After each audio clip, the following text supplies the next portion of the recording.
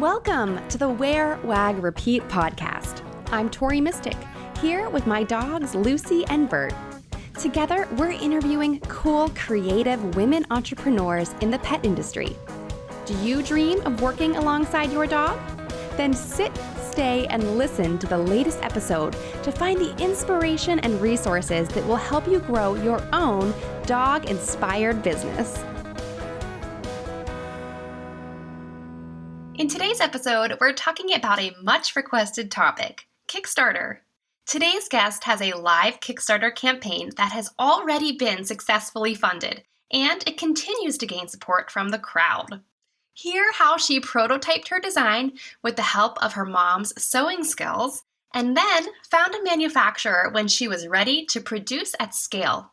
Of course, you'll also want to hear about her rescue dogs who inspired the product and this whole entrepreneurial venture. Muttruk founder Gretchen Dill is all about encouraging outdoor adventure with dogs. Her innovative backpack design meets the needs of both human and dog in one great backpack. Gretchen worked as a graphic designer for 12 years and through Muttruk has found her passion for product design and entrepreneurship. Through Muttruk, Gretchen hopes her design will inspire ease and confidence while adventuring outdoors with your dogs. Water, treats, waste bags, this pack has a spot for it all, in addition to keeping your essentials handy too. And Gretchen has launched a Kickstarter to fund the initial production of this. So today's episode is going to be a lot about Kickstarter and how she made that happen. So welcome, Gretchen. Hi, Tori. Thanks for having me on this awesome show. Really excited to be here on with you today. Yeah, well, I'm so excited. You reached out to me on Instagram with a DM saying, I like what you're doing and here's what I'm doing. And here we are now talking on the show. So that's how the magic happens. Yeah, no, totally. One thing I've learned is don't be afraid to make connections. Connections are just so great, especially for us entrepreneurs kind of out doing our own thing. There's a lot to learn and people help you learn. So yeah, don't be afraid to make connections. Yeah, absolutely. And I think just DMing or just emailing people, especially with Kickstarter, I interviewed someone early days in the show, single digit number of episodes. She had a Kickstarter for a dog crate that she was designing, and she had a system where she would email 30 people a day or something like that for 30 days. And by the end of 30 days, you've reached out to 900 people. Is the math right? Yeah. And so that was so interesting when you break things down into little bite-sized pieces. And it seems like with a new product and a Kickstarter, just telling people what you're doing is so important. Mm-hmm. Mm-hmm. So yeah, go ahead. And honestly, just like you said, those bite-sized pieces, that's what I've learned about this whole product development side of things too, is it's new to me. And so just realizing that you kind of take each step as it comes and don't feel like you have to have a whole roadmap of exactly where you're going to end up, but just kind of taking each day at a time and learning as you go. Yeah, it's a very good point. So speaking of learning as you go, let's go back in time to before your backpack existed or before you had the idea. What was the pain point or the hike that you went on when you realized you needed something better? There was a very, very specific hike actually. So yeah, I was out hiking a lot with my two dogs. I have a senior dog, Phoenix, who's almost 14, and then a 3-year-old cattle dog mix, they're both rescues. And the cattle dog mix, he kind of has some shy, he's shy and has some reactivity. And so I was always wanting to for sure be prepared with water for Phoenix, my old guy, treats to make sure that I could continue that positive training with Lander while out on the trail. So I wanted to make sure that I wasn't leaving, things behind when I went on hikes. And at the same time, local trails were also really enforcing rightfully so, the need to clean up after your pet. We've actually had some local trails nearly shut down because it's become such a problem. And so that was really kind of in the forefront of my mind too, of just like how important it is to make sure that you clean up after your dog on these local trails. And so kind of those two things were forefront on my mind. And then I was scrambling down some rocks, had my sunglasses, didn't want to unpack because I had 2 leashes and was like scrambling down the mountain. So I just set my sunglasses in my pocket, and by the time I got down to the trailhead, they were long gone.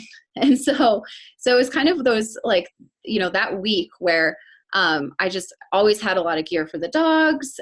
Some trails were getting shut down because of people not cleaning up. And then I was losing my own gear, and it was like, okay, there's got to be a better, easier solution for getting out with your dogs and having everything that you need within easy access. So one person who has that experience might just like take a backpack that they already had or some stuff and like clip some things on it. Did you start, like, is that how you started, by like clipping on extra little pouches and stuff? Yes, I feel like a lot of dog moms can relate to putting on a backpack, and then you grab your treat bag, and then you grab your waste bag dispenser and, you know, other little necessities, so that by the time you are walking out the door, you have like 3 or 4 little different things strapped to your body, which is fine, but it kind of gets time consuming, you know, grabbing all those little packs, and sometimes one gets forgotten. And so by having them all just in one backpack, I really felt like it not only made it quicker to get out the door, but it just like ensured that nothing got forgotten. And so far, just in our trail testing, it has been a breeze, just like, because you have the waste bags that just stay there in that little pack. And then same with the treats, because there's a zip out liner that's washable. So just the treats are ready to go. And so yeah, you just like grab the pack, walk out the door, throw it in your car. And then even just getting home, it's like, oh, I only have one pack that I'm grabbing out of the back of the car. Like, I don't have to load up my hands with like 5 or 6 things to get back into the house. It's been awesome. Yeah, that's so great. I think that bags that have like a specific spot to put all your different things, and that like you have thought of this, like, you know, this is for treats, this is for poop bags, this is for their water bottle or whatever. It makes such a difference. Like I have a backpack. It's actually really well designed, but it's for like commuting to like office. So it has like a laptop sleeve in the back, which like I will never use. But it does have like a water bottle pocket on the side, which is nice. But it has like little things that are thoughtfully designed for the ideal user. It just is not really designed for me. Like, I want to use it for, you know, when I take the dogs out for like a picnic or something like that. So I think it's just like such a great idea. I have and while you were talking, I was thinking, I have this gym bag from Lululemon that inside like the little pockets, it says like, put your water bottle here, put your phone in this pocket, put your keys in this pocket. And like, it has like little text on it, and it tells you like, you don't have to do that, but it's like, makes life so much easier when you just know that this is what goes in this pocket, and then you can always find it later. Yeah, definitely.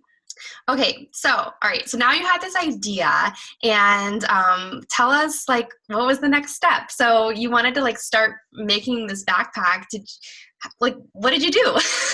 I guess. Because not everyone does Kickstarter. Sometimes there's, you know, other ways to do stuff, get funding or whatever, but Kickstarter also doubles as, like, great marketing.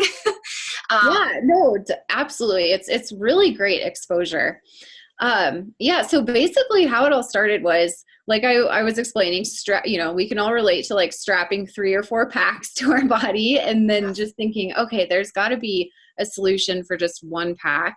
And then in the meantime, just because I'm always wanting to pull out my phone to snap a little photo of Lander doing something cute, or, you know, the nice view, and just to like dig through your pack is so obnoxious. And so, So yeah, so Or to I have to had, like stop and take it off and like it's in some pocket that you can't reach while you're wearing it. yeah, exactly. Like to have to stop and kind of like gather your pups to make sure that they're not, off exploring and then dig through your pack.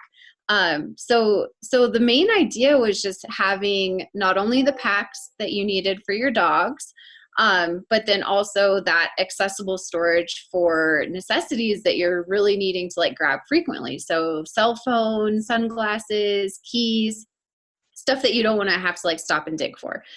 So that was kind of the initial idea. And then I just started drafting patterns from there. And I feel like not only my background as a graphic designer, but I grew up alongside my mom sewing. She is a wonderful seamstress. And so kind of having a basic understanding of patterns was really helpful. So I just kind of had fun putting pencil to paper, designing a pattern. And then my mom and I actually just like worked on weekends on our little home sewing machine with, some fabrics that we got at the local fabric store to see like, okay, does this pattern actually like fit together and is everything working the way we would want it to? And it all went together. And so we made one out of like actual outdoor material, outdoor recreation material. And that went well too. But we also realized that there's a lot of working parts here and it's taking us a long time. So that was when it became clear that it wasn't something that I was going to be able to continually make on my own. And so That's impressive that you could even do that much on your own. That's amazing. well, it was fun. Definitely memories that I will look back on. There was struggles and lots of laughing and just lots of learning, but yeah, it was a great experience to be able to like put our hands and minds to it on our own. Yeah, well, especially because you can make edits to it like instantaneously, like because you're the one doing the work. So usually when people are making products, they're dealing with a manufacturer or someone making the prototype, and they might not be in the same city, they might not even be in the same country, and you might have to wait like weeks to get something back when you've asked for like one little change. So Yeah. that must have really sped up your process.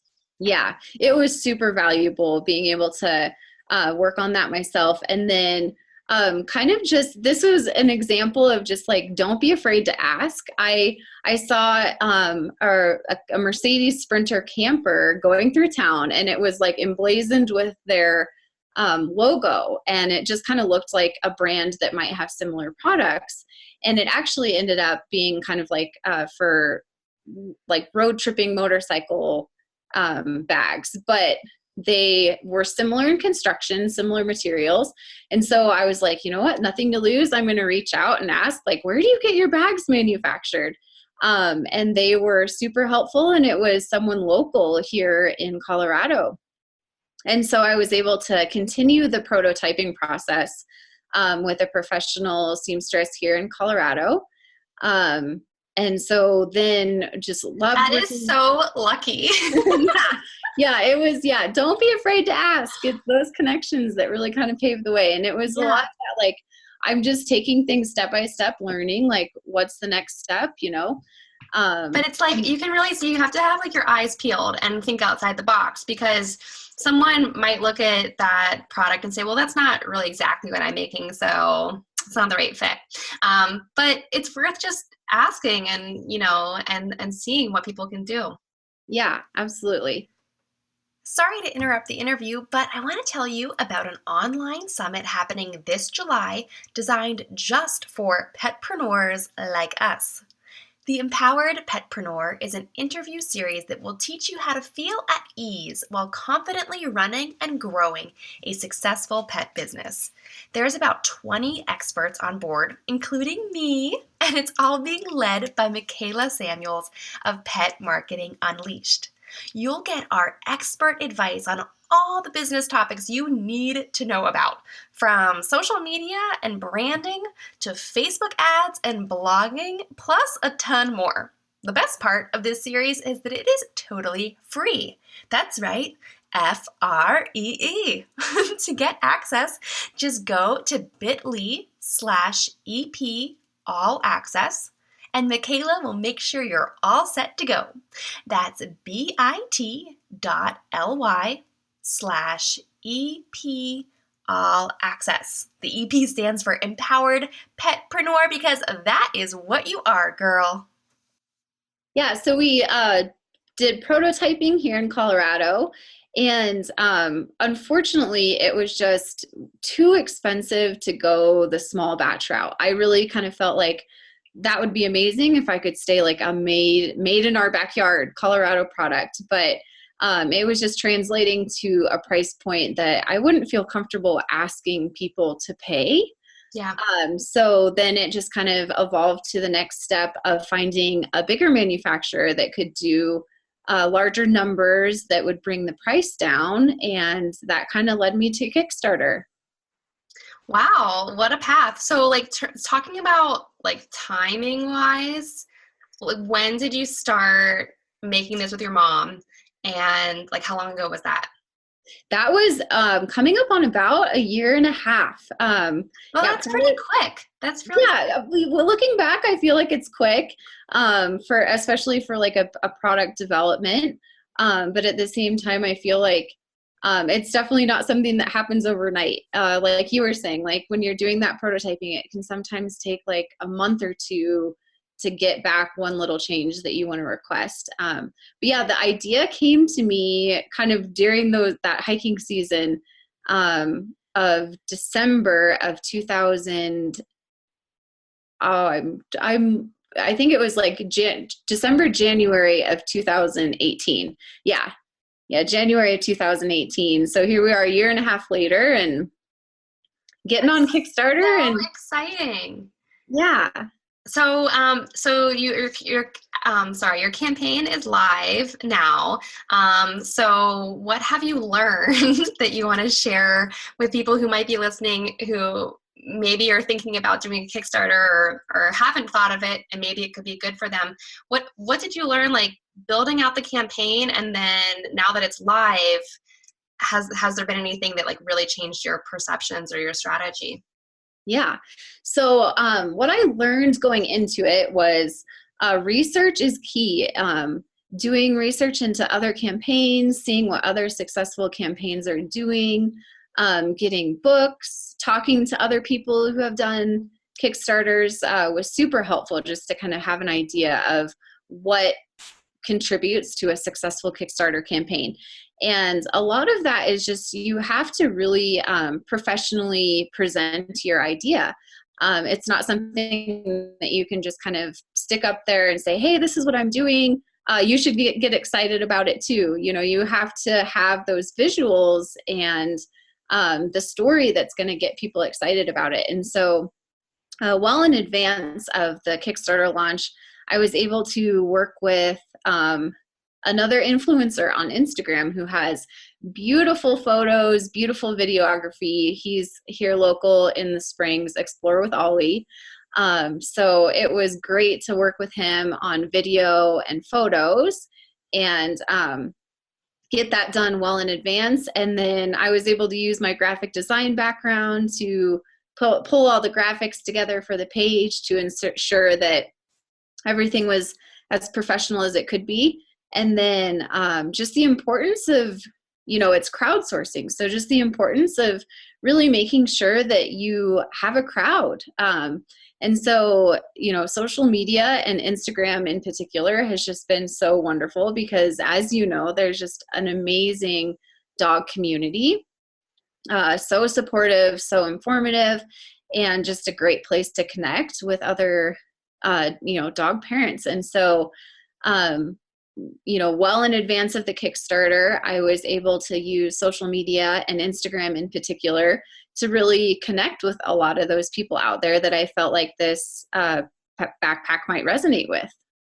Yeah, that's awesome. So I looked at your Kickstarter page, and like you mentioned, your video is beautiful. And I've heard that like one of the most important elements of a Kickstarter campaign is the video. Do you find that to be true? And like, what are some tips on making a good video for Kickstarter? Yeah. I think the video is important just because I think the majority of people really can engage with the video because it's just so visual and it draws you in more than just reading text or looking at a photo. And so it's just a great place for you to tell that story. So I think that that's kind of what goes into a great video is just making sure that you're, telling your story and bringing other people into that story. Mm-hmm. And then also making sure that just the visuals are going to be something that is portrayed professionally. And we have it easy because we're working with dogs and the outdoors. So I feel like you're in Colorado and you have amazing dogs. yeah. So doing a video about dogs in the outdoors, I feel like I got a free ticket on making sure it was a nice video. But yeah, I think just it's a great visual tool to, bring in what you're excited about. And I love that you said that crowdfunding requires a crowd. It's like so obvious. It reminds me, I always tell people social media is social. You need to interact with people. Yeah, exactly. So what are some things that you're doing to, we talked about social media and everything, but like to get that crowd? Like I just think of like a crowd, like when you're in like New York City or something like that, and you see a crowd gathered around something, it's usually some kind of like entertainment or performance or something like that.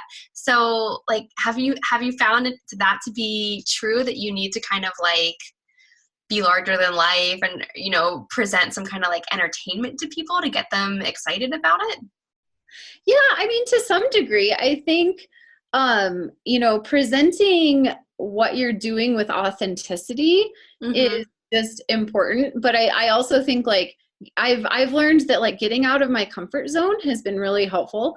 I'm actually kind of an introvert. And so getting in front of the camera is not my strong suit, but I feel like people really want to know you. And so I make a point to, when there's a special announcement or something that I want to talk about, I do my best to actually get behind the camera and, put that into my stories and interact with, the audience that way. And so, yeah, when you say, being a little bit larger than life, I think it does take a little bit of creativity and stepping out of your comfort zone. But at the same time, I read a line that, don't try to fake who you are because it's going to get really exhausting keeping that up. And so just at the same time, making sure that you're authentic to yourself because, people will connect with that. And the people you do connect with want to be there. Right. I love that. And I think that there's such an advantage in the pet space and the dog space when you put yourself out there, because so many dog accounts and dog brands, it's just the dogs and just the toys or the product or the treats or the food or whatever. But to actually like see the person behind it and get to know who you are, not that many brands and influencers are doing that. And so I think it also helps you kind of stand out, which is awesome. And I also think that this like ties so much into dogs because dogs never fake who they are. Exactly. They are always their most authentic selves. So they're never like, oh, I really need to impress these people. I'm going to like cross my paws. They never think that. They just kind of like do them. Mm-hmm. Yeah, no, they're just inspiring on every level, aren't they? They are. So we have a few minutes left. So tell us all about your dogs, Phoenix and Lander, and how they came into your lives and just like how amazing they are. Oh, yeah. Okay. So Phoenix came into my life in college.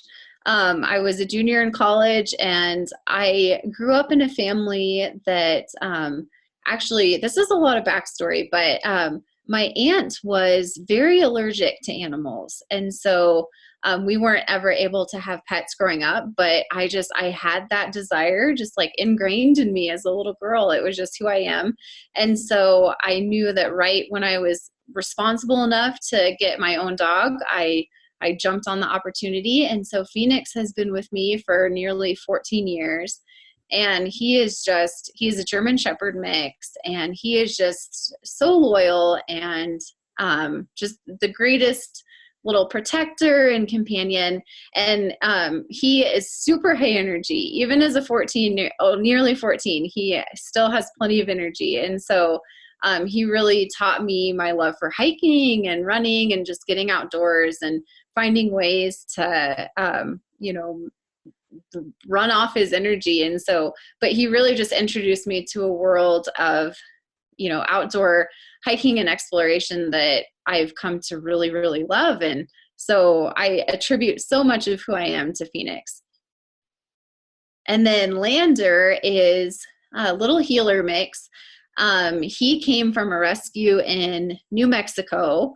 And their pounds down there are, kind of a 72-hour hold. And so it's important for rescues to like go down and grab them while they can. But he's just such a sweetheart. He's shy and a little bit reactive, but we've come a long way because I always have my treats handy now with my Muttruk. But yeah, he's a little character, always bringing smiles. So. And they're like by your side pretty much all day, every day. Yes. And that's something I'm super thankful about this new avenue and a big inspiration behind it too.